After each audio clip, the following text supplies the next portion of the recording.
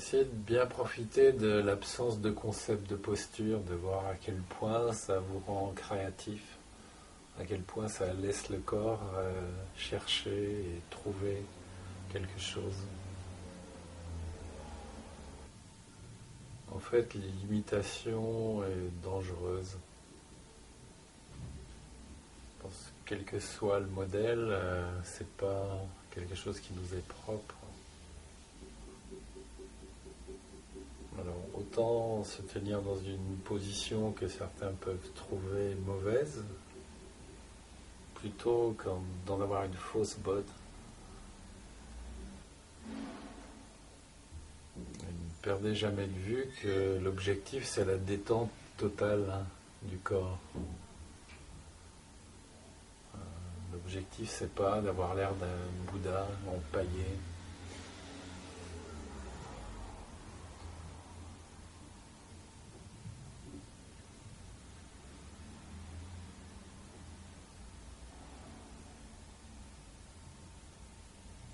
Un sac de riz, comme disent les maîtres zen.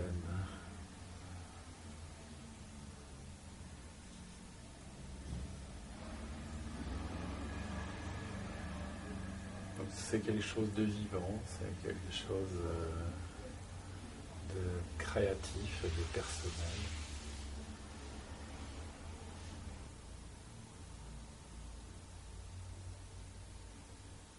Il va aller jusqu'à dissoudre l'idée de la personne. Donc c'est très bien, ça commence par une opération personnelle qui aboutit à une dissolution de la personne limitée.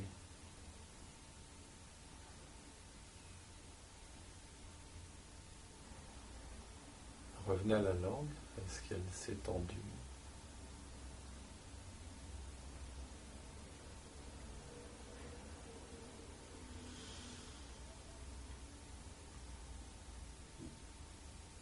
Bon, ça c'est la première phase de Tandava.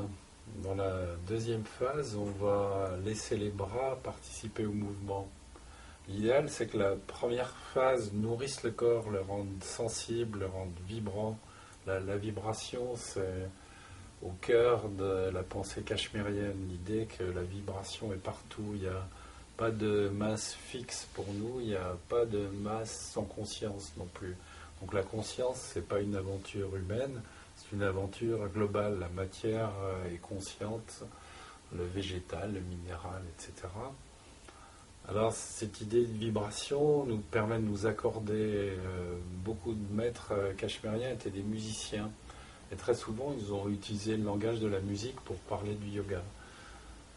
Par exemple, de dire que le yoga c'est comme d'accorder un instrument, et quand l'instrument est bien accordé, l'instrument vibre spontanément sans qu'on ait besoin de le toucher. Donc si vous mettez par exemple un violon bien accordé ici, et qu'un musicien joue dans la pièce, vous verrez que les cordes vont se mettre à bouger toutes seules. Si le violon n'est pas accordé, les cordes restent immobiles. On fait exactement la même chose avec le corps, on l'accorde, c'est-à-dire qu'on lui rend sa liberté, son souffle, et tout d'un coup, le corps va devenir sensible à sa propre vibration, ça va devenir une masse vibratoire, et cette masse vibratoire va percevoir la vibration des autres, de la matière. Et évidemment, ça va enlever la limite qu'on a de soi-même, l'image de cette entité isolée dans l'espace. Et il va y avoir une sorte de perte de la limite. Si on demande aux gens où leur corps s'arrête, je pense que beaucoup de gens répondraient à la peau. Jusqu'à la peau, c'est moi, après, c'est les autres. Si on respire, on s'aperçoit que la limite, c'est vraiment pas la peau. On a un corps qui est principalement un corps émotionnel. Et la limite corporelle varie en fonction des émotions qu'on ressent. Quand on est dans un état amoureux, on a un corps qui est beaucoup plus vaste. Quand on est dans un état dépressif, on a un corps qui devient plus petit que le corps réel parfois. Parfois on perd même la sensibilité cutanée. Donc ça montre bien que le corps est très dépendant du ressenti émotionnel et mental.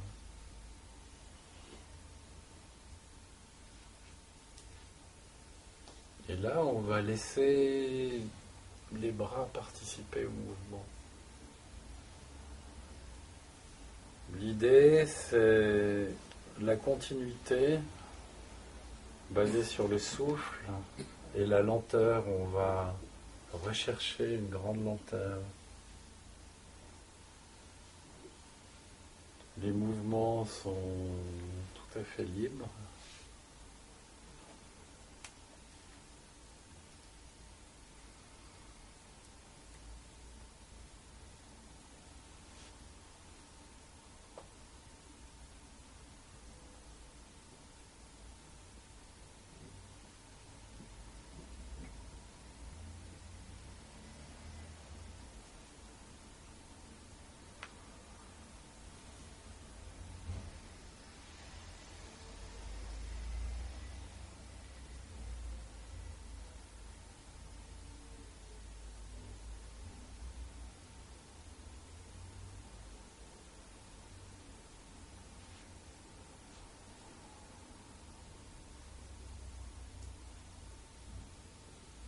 On retire peu à peu l'effort musculaire.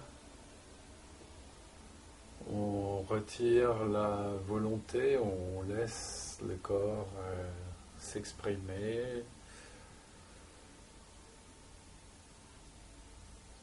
Occuper l'espace, chercher, il y a une sorte de dialogue entre l'espace et le corps.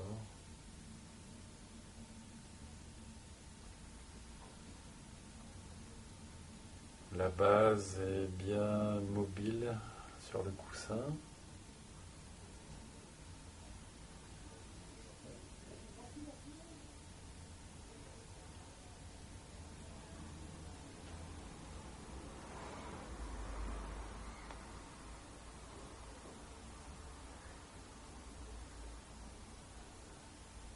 Et peu à peu, en pratiquant, on va s'apercevoir qu'il n'y a pas de limite à la lenteur, qu'on peut toujours aller plus lentement, c'est assez étonnant.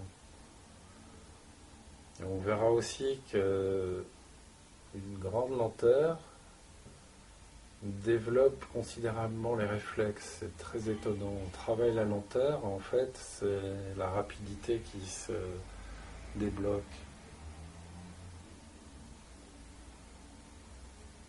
Les articulations souples, les mains bien relâchées, les doigts indépendants. Et vous faites plutôt des mouvements asymétriques pour éviter de fixer la colonne vertébrale. Et les épaules participent au mouvement. Ça commence par un mouvement de l'épaule. Le bras est une continuité. Si les épaules sont rigides, le mouvement des bras va être rigide.